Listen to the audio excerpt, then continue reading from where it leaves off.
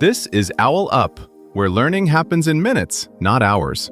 For a deeper journey, explore all our courses at owlup.co. Now, let's dive in.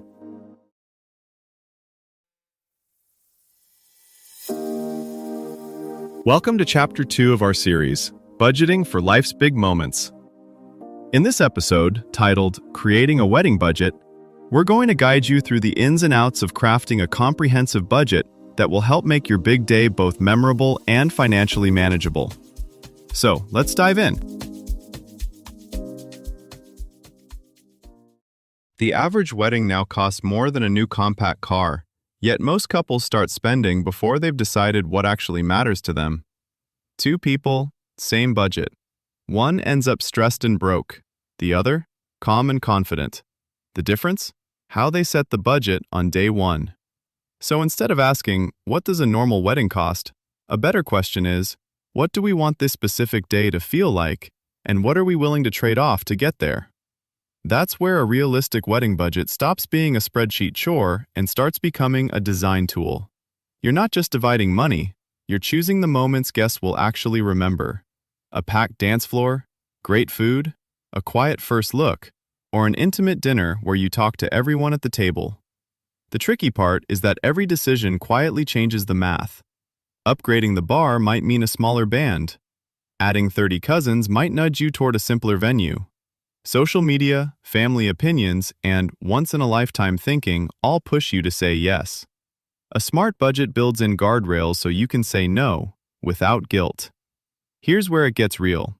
Before you price a single venue or scroll another inspo board, you need one unglamorous number: your total, all-in spending limit. That includes savings you're comfortable using, realistic monthly contributions until the wedding, and any family help that's actually confirmed, not just "we'll see." Treat it like a firm project budget at work.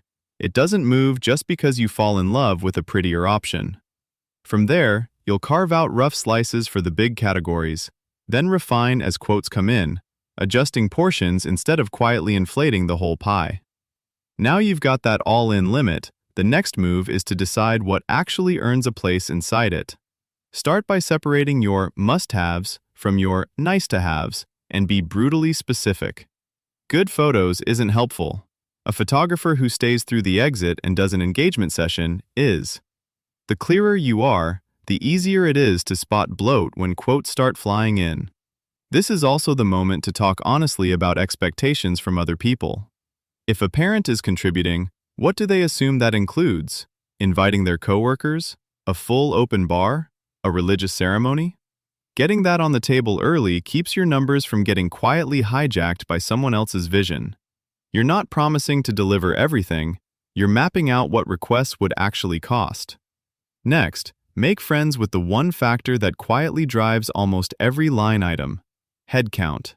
Each guest typically brings extra seats, plates, drinks, favors, and a larger space.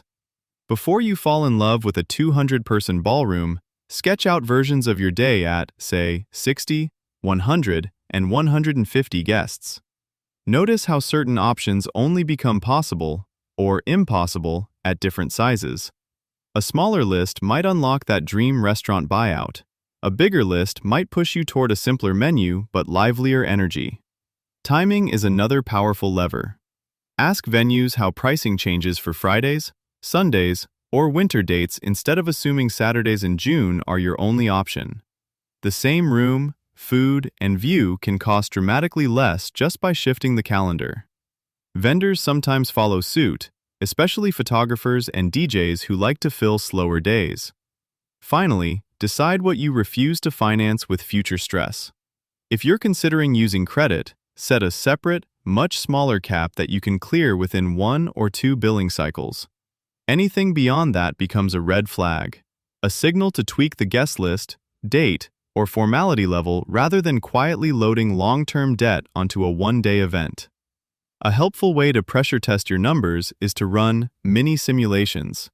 Take one category, like music, and sketch 3 distinct versions of the night: a DJ only, a small live band, or curated playlists with a friend emceeing. Instead of asking, "Is a band worth it?" ask, What changes elsewhere if we pick the band? Maybe that means skipping a photo booth but keeping a packed dance floor. Suddenly the trade-off feels concrete, not abstract. You can do the same with meals, plated dinner, family style, or heavy hors d'oeuvres. Map the likely price range, but also how each format changes the vibe. Lingering toasts versus more dancing versus mingling all night. Think of it like A/B testing a website. You're not guessing what users will like, you're comparing versions and their ripple effects before committing. As you explore these version A, B, C sketches, note which details you keep choosing again and again. Those recurring choices often reveal your true priorities more honestly than any wish list. Trend lines suggest wedding planning will feel more like using a smart travel app than filling a spreadsheet. Expect tools that surface hidden routes. Swap a pricey live band for a smaller guest list and upgraded menu, or trade a Saturday night for a Friday plus a day after brunch. As borrowing gets easier but riskier, regulators may eye wedding loans the way they did payday lenders, nudging couples toward plans that age well, like investments, instead of souvenirs from a single day. Treat the plan you've built less like a contract and more like a living sketch you'll keep refining. As quotes roll in, adjust, erase, and redraw until the picture matches both your values and your wallet.